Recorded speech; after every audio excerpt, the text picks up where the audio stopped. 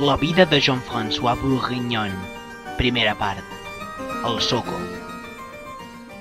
Em vaig disposar a aixecar aquell coixí on amagava l'ampolla. La vaig extreure, no sabia què fer-ne. Vaig amagar-la ràpidament a l'armari, però no em semblava un bon lloc. L'estanteria amb els llibres, sí, aquí és perfecte. No, vaya puta merda. No, em decidisc... Mira, aquí. Sí, aquí està bé, no. No. Mira, la posarem... No sé què fer... Merda. Vale. Sí.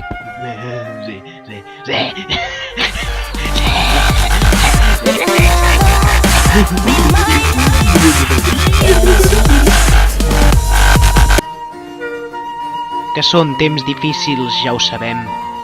Que les vides no són fàcils i que l'edat moderna va ser d'allò menys moderna i més modesta, ho tenim clar i present. Però avui en dia, què podem dir sinó un fluorescent verd amb la marca més comuna de radiocassets d'aquest país?